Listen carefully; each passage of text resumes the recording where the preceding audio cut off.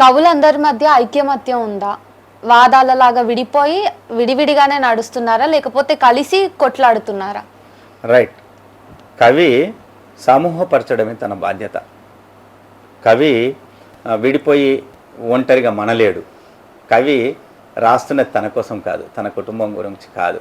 ఎక్కడో మణిపూర్లో కాలిపోతుంటే వరంగల్లో ఉన్నటువంటి కవి విపరీతమైనటువంటి ధిక్కారాన్ని ప్రదర్శిస్తూ కవిత రాస్తాడు. ఇవాళ పాలస్తీనా నిత్యం పోరాడుతూనే ఉంది. పాలస్తీనాను గుండె మీద పెట్టుకొని కవిత్వం రాస్తున్నటువంటి కవులు ఉన్నారు. కాబట్టి కవి ప్రత్యక్షంగా ఉద్యమంలో ఉండకపోవచ్చు, కానీ అనేక మందికి ప్రేరణనిచ్చే అద్భుతమైనటువంటి కవితను కవి రాయవచ్చు. అట్లానే వర్తమానంలో కవులందరూ కూడా తమని తాము ప్రశ్నించుకోవాల్సిన అవసరం కూడా ఉంది అని కొన్ని సందర్భాలు చూస్తే అర్థమవుతుంది. ఏంటంటే శాల్వాలకి ఇంకా చెక్క ముక్కలకి అమ్ముడుపోయిన కవులే ఉన్నారు ఇప్పుడు అందరూ అనే మాటలు కూడా వస్తూ ఉన్నాయి.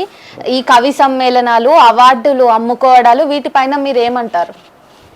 గొప్పగా రాసిన గద్దర్ లాంటి కవుల్ని కూడా, గద్దర్ లాంటి ప్రజా వాగ్గేయకారుల్ని కూడా తలలు వంచి శాలువాలు కప్పినటువంటి చరిత్ర ఇక్కడి రాజ్యానికి ఉంది, ఇక్కడి సంస్థలకు ఉంది. అయితే మనం ఒకటి గుర్తుపెట్టుకోవాలి, చాలామంది ఆత్మీయంగా కొందరి అంటే పోరాటం చేస్తున్నటువంటి కవి తను ఎప్పుడు శాలువాల కోసం, మీరు అన్నటువంటి అవార్డుల కోసం లేదా పారితోషికాల కోసం ₹1,00,000 ఇనాం ఇస్తున్నారు. ఆ ₹1,00,000 కోసం కవులు రాస్తున్న వాళ్ళు ఉన్నారు, రాయని వాళ్ళు ఉన్నారు.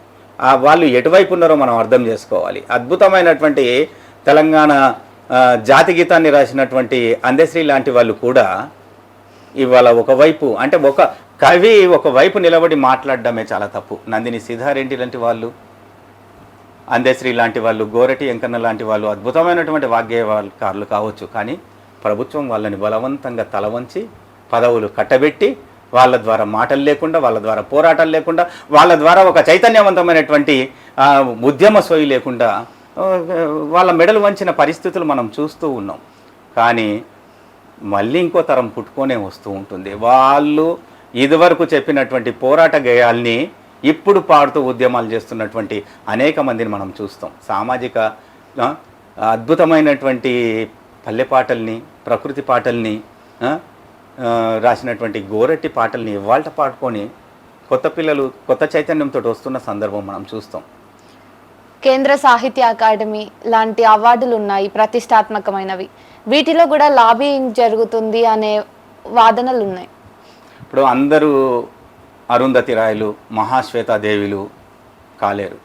అద్భుతమైనటువంటి పోరాట కవిత్వాన్ని, విప్లవ కవిత్వాన్ని, గొప్ప కవిత్వాన్ని రాసినటువంటి కె శివారెడ్డి గారు ప్రభుత్వం పిలిచి ఒక గొప్ప అవార్డు ఇస్తే స్వీకరించే స్థితుల్లోనే ఉన్నారు. అతనే కాదు, ప్రతి ఒక్కరూ మీరు చెప్పినటువంటి ఆ అవార్డ్స్ వస్తే బాగుండు అని అనుకుంటున్నారు. ఎందుకు అంటే ప్రజలే చెప్తూ ఉంటారు, శ్రీశ్రీని చెడగొట్టింది శ్రీశ్రీ కాదు, శ్రీశ్రీని చెడగొట్టింది అప్పటి కాలపు రాజ్యం కావచ్చు, అప్పటి కాలపు సినిమా నిర్మాతలు కావచ్చు, అప్పటి కాలపు సినిమా దర్శకులు కావచ్చు, లేదా అప్పటి పరిస్థితులు కావచ్చు.